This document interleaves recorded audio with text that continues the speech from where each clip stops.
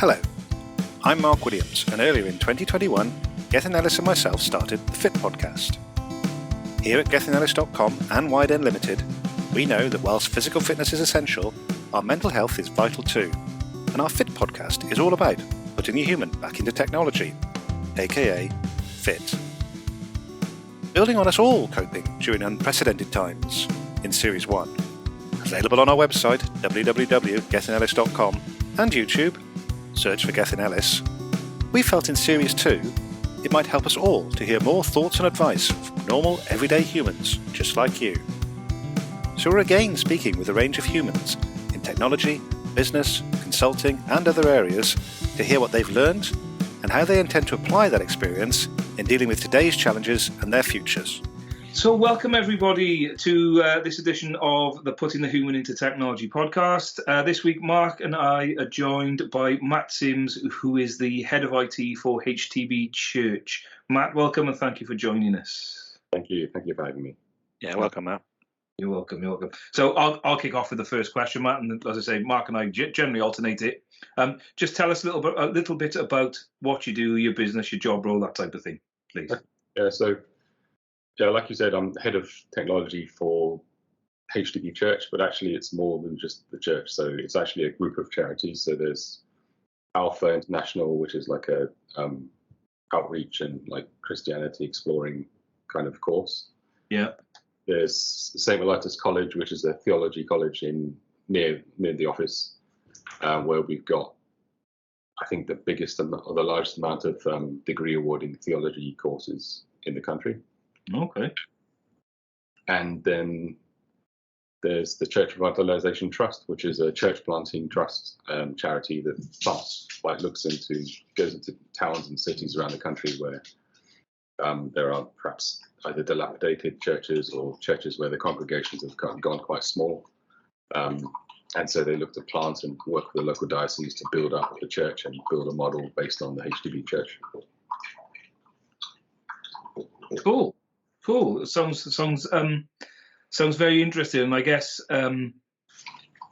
as head of technology for that, it's different technologies for the different types of businesses. I suppose. I guess the college might be a bit different from some of the other charity type stuff. Very different. I mean, like HTB is a very traditional kind of Anglican church, so it has a very steady and stable way of operating. So you know what's going to happen year after year. Clergy will come and go. Courses will be run at certain points in the year. And then Alpha is a global charity, so they have offices not just in London, there's offices in Canada, South Africa, Malaysia, and they're just expanding in a different way to the other organizations. Then, the Theology College has, in a similar way, it's got a stable kind of way of working, so, they operate according to standard term kind of timetable. Cool. How many people are we talking about, Matt? Because for our listeners, they may see the intro of HTB Church and perhaps have a certain impression of what we're talking about, but we've probably not. It is my gut reaction to what you've said. What kind of numbers of people are we talking about that are in the group? In the staff, so we're probably talking about maybe 400 to 500 people altogether. Oh. But then there's also probably about 1,000 students at the college. The CRT is a growing charity. So but they've launched initiatives like Love Your Neighbor. So Love Your Neighbor came out during the pandemic, and is kind of a way of getting parcels and help to people who couldn't get out during lockdown, and it's grown from there. So they've kind of built upon that and done more and more things. Okay, that's you probably get this a lot, but forgive me for saying that's somehow that's just a lot more people than I was envisaging, because obviously you and I haven't met, and I know very little about your organisation. That's definitely going to be interesting, I think, in the context of possibly the next question that we're going to ask you. So I'll go into that. I think that we were just talking off camera about. At the time of year that we're recording this, and unfortunately we've got this new variant that that seems to be coming into play, right now. But it's been the best part of not quite the best part of 2 years now that we've been living with this situation, and how most organisations have had a fair bit of change and probably learned a few things along the way. I guess the question basically is, what are those things, and perhaps as importantly, how have you taken them forward, or how are you intending to take forward the key lessons that you guys have learned? It's a good question. I think we were quite well set up going into it. So, the technologies we used were generally quite progressive. So we've moved over to all online-based systems mostly. I think apart from finance and HR systems, we were using Teams the year before that. We were using SharePoint Online for the last 4 or 5 years. But as an organisation, or as several organisations, each organisation has had to adapt quite differently. So I think the church moved quickly onto online services, and that was actually very successful. So we saw thousands of people joining our services, many people who wouldn't normally come to the service because they don't live in England or they don't live in London. And as a result of that, we've now got a permanent dedicated online service that goes out every week, in addition to going back to our normal services. Alpha, I think Alpha has launched its own. So Alpha, I didn't explain it properly, but Alpha is basically an introduction to Christianity that was introduced by HDB about 20 or 30 years ago. And normally that operates by people going and being invited to church to sit there, go through a course of lasting, I think, 11 weeks. And each week they'll explore one element of Christianity and kind of discuss it in a small group. And obviously that couldn't happen when lockdown happened, so they moved that to online. Most churches did it online themselves, but I think Alpha saw that there was an opportunity to grow and to reach out to people who couldn't come to churches but were interested in exploring it. So they've built their own online platform now. Oh, wow. Yeah, so it's an alternative to Zoom. It integrates in with all of Alpha's systems. So basically, churches sign up for it. They can run the course through our online portal, and it uses, I think, Twilio, a platform like Twilio, to do the hosting, do the Zoom, do the video conferencing element of it, and it's been very successful.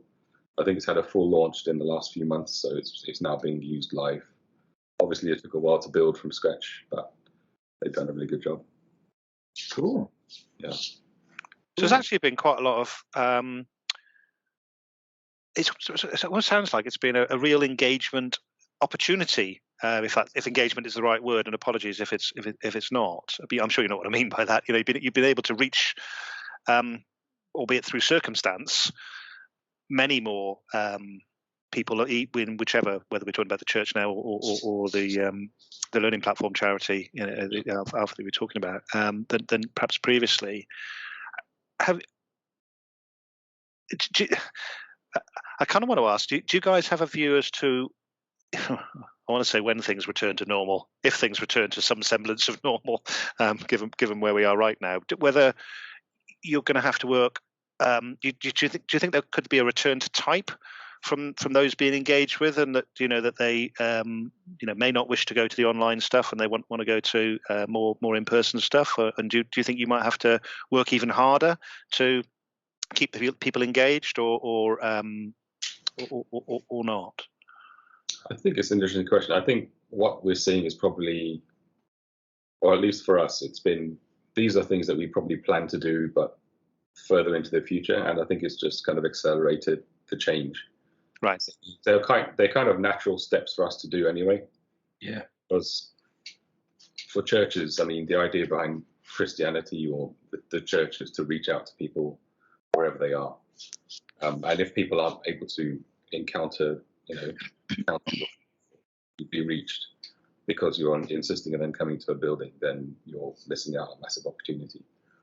So I think it's just something that we're going to have to live with. I don't think it's ever going to be fully back to normal as the way it used to be. I think we'll have to. It's just going to be the situation where the current generation that's growing up now, they'll be used to a hybrid way of working when they start work.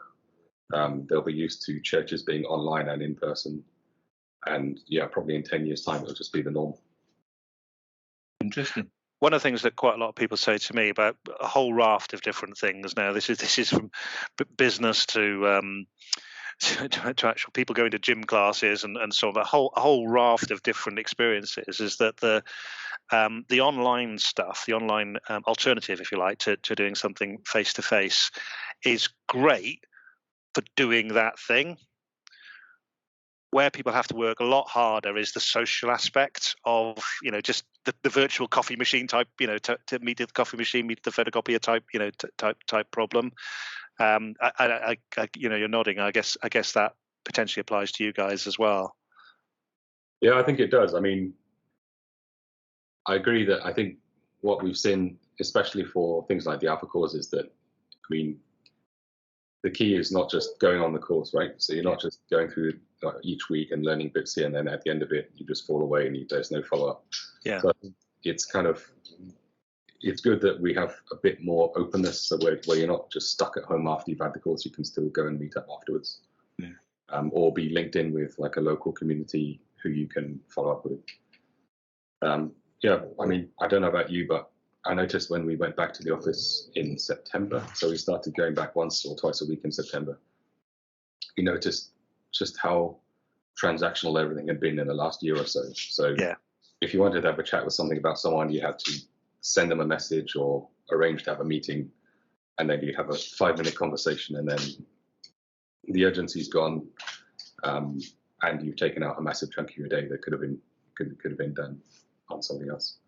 And just being in the office and tapping someone on the shoulder and saying, look, what do you think about this? It's done in 5 seconds. And I think we really missed that from being stuck at home more remotely. And that's definitely one of the challenges we have to kind of try and overcome somehow. Yeah, it's an interesting one, that just in a sort of similar way. We came up with there's a data platform conference, so like just teaching people about SQL Server and Power BI and anything related to data, and they were all in-person events previously, and the learning's the same, but it's not that people are missing. It's the having a chat after the session's finished, or going for a beer at the end of the day, or anything like that. The social element of it is what's has been difficult to capture in an online setting. Like I imagine, I was just thinking, my auntie goes to church every Sunday, and she goes to church. But it's the social element that she enjoys just as much as probably going to the church. So, just as much, I would say. So it was just making me think that, that's definitely something where people will be missing out with an online service. And it's quite hard to. I think it's now impossible to replicate it currently online. I don't think you can. Well, that's the problem, isn't it? I'll allow you to move on to the next question, Geth, but the problem fundamentally is that transactional is the right word, Matt, and I hadn't actually thought of it in that context, but you're quite right. We've all pitched up here at 12 o'clock, fine, getting on with doing the transaction called recording this podcast in this particular case. And all your meetings are like that, aren't they? Everything is right. I need to talk to you about this. Okay, fine. But most organisations that we've been talking with on here and in what we do for a business, they're all doing some form of, whether it's encouragement or mandating, some form of come into the office for 2 or 3 days a week, pick and choose the day that you want to come in, something along those sorts of lines. And that's great, but as individuals, you're not necessarily going to pick the same day as somebody else, are you? So that spontaneity, if you like, of having that chat is the thing that's going to be difficult, most difficult, I think, for all of us to work out how we do. And it may be it's the, if we're all a bit more transactional and therefore we get the job done quicker in the sense of because we were just focused on the transaction. Maybe we maybe we just relax a bit more on the social side of things, and it just takes us a little bit longer to build up those relationships for us. And when you meet people by the coffee machine, so to speak. I don't know. We'll see. Yeah, I think it's definitely harming the onboarding of new staff, because previously you'd sit down, you'd go down each day, you'd go to the canteen and sit with someone new, get to know them in 5 minutes, and you can build a rapport, you can tell whether you're going to get on with them. Whereas now when you're interacting with people, it's almost like this, where in an interview, you can see every single facial expression of the other person, and it's almost false because people are quite guarded because they don't want to just smile or laugh or pick their nose or do all kinds of things they would normally do. I could do all of those things if it makes you feel more comfortable, though. But because I think if you're in a meeting, especially when everyone's on gallery view, like if you're in a big meeting, it's completely unnatural compared to being in a large conference room where everyone's sat there facing the front. They're relaxed. They're not worried about how they look. Whereas in a Zoom call or in a Teams call, you can see yourself. You can see what everyone else is doing. Yeah, I think it's something that needs to be. I guess we'll work it out. I don't think it's a major problem, but it's just something that's affecting people's mind right now. I think. Yeah, definitely. So Matt, this brings us to our third question then. In terms of your users, how have they grown? Have they grown in confidence using technology? Were they very technology driven or technology orientated before? Have they been on a learning curve themselves? It's a good question. I think most of our users now are very tech savvy in that they know what systems we use, how to use them.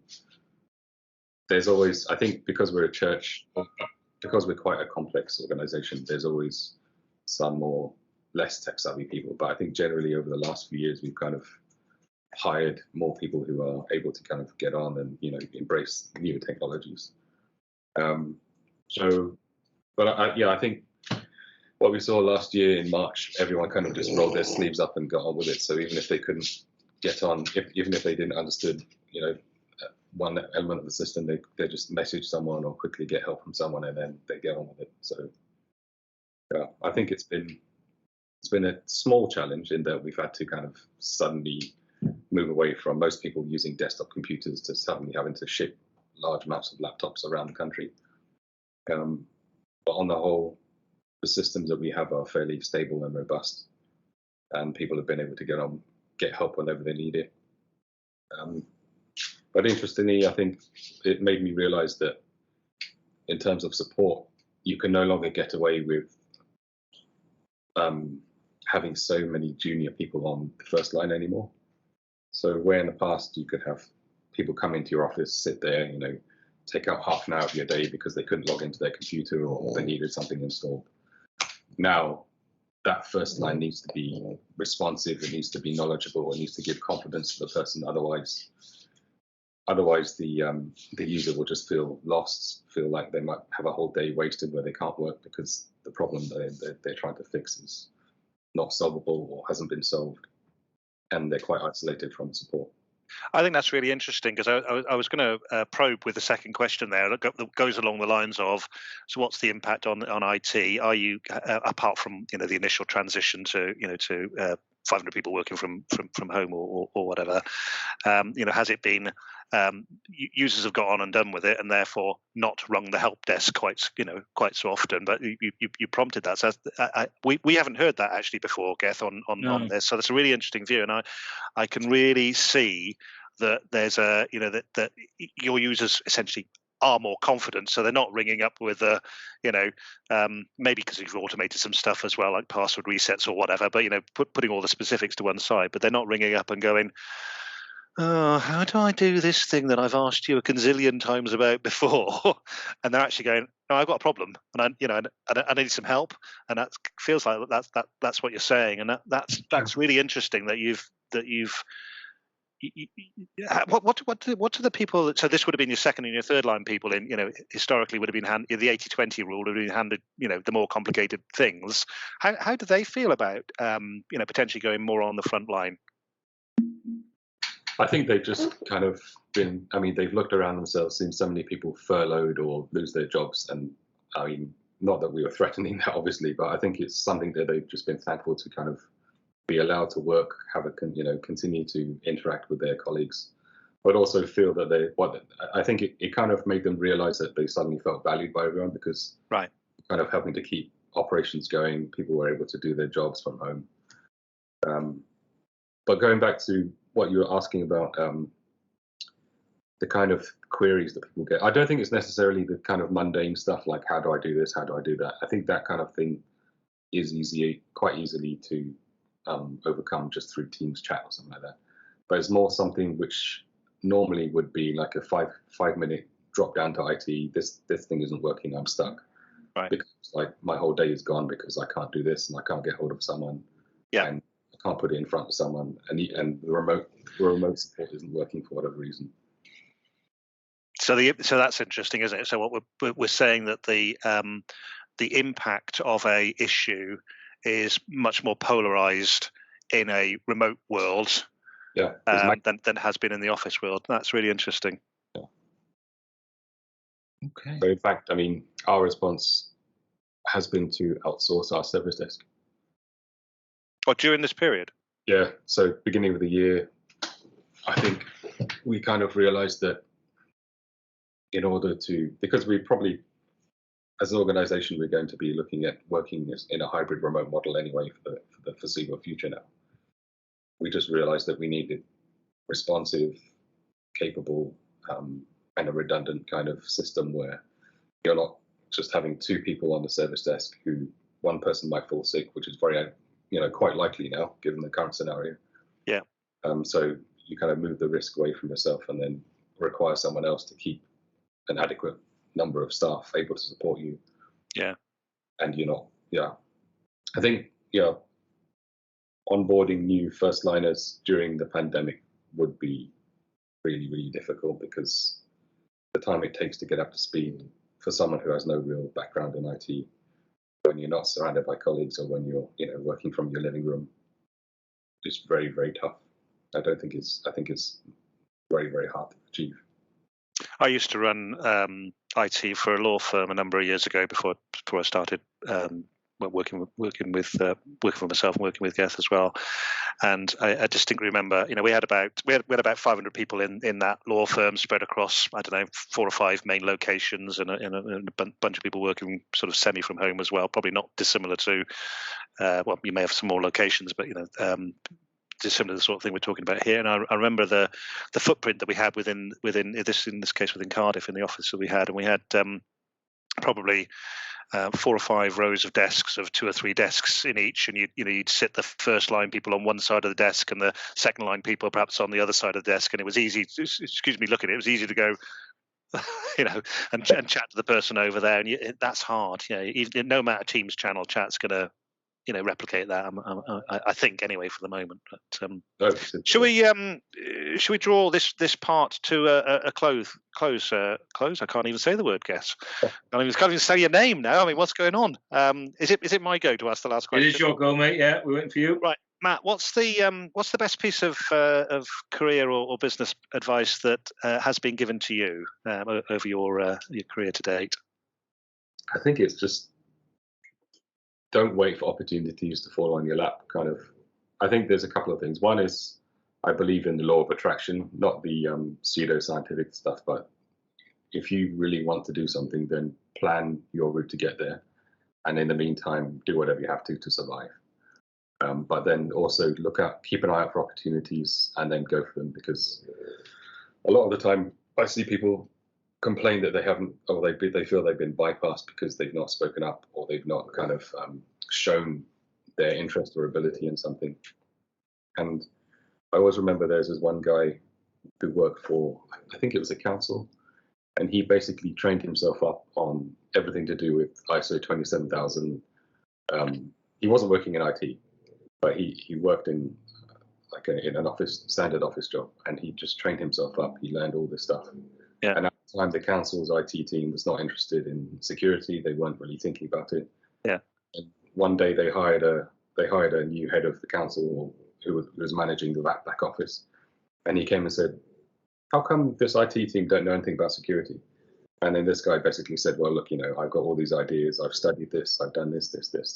And then they said, "Oh, great, you're the new head of information security." That's probably a nice promotion as well, I should think. It wasn't quite that much of a jump. He became like the security manager, and then But yeah, I think plotting your own opportunities. I think, what is it? Opportunity and luck or something like that. You just.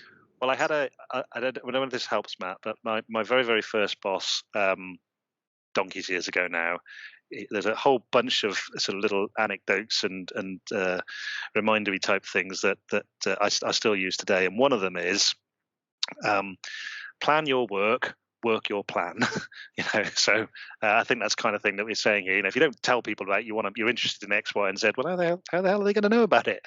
And similarly, if you want to do X, Y, Z, well, work out that you might need to do a few things beforehand to get to X, Y, Z. And as you say, if you've got if it looks like there's an opportunity over there, stick your hand up for it. It'll probably help you along the way. Yeah, I always remember it's a bit of a cliche, but I remember hearing it when I was leaving university and having a careers counselling, but someone basically said, look, luck is what happens when preparation meets opportunity. Oh, I need to write that one down. I think it does sound a bit glib, but it's probably there's definitely an element of truth in that, because I'd agree with that. Yeah, you shouldn't just wait for things to happen or wait for people to see the potential in you. You need to go and make your own luck. Well, you won't be surprised that my old boss had one for luck as well, because you know what luck is, don't you? It's labour under correct knowledge. But anyway, that's probably one to bring it to a close. We'll leave that one there. And on that bombshell, we'll bring part one to a conclusion. We've been listening to Matt Sims of HTV Church. We'll be back with part two very shortly.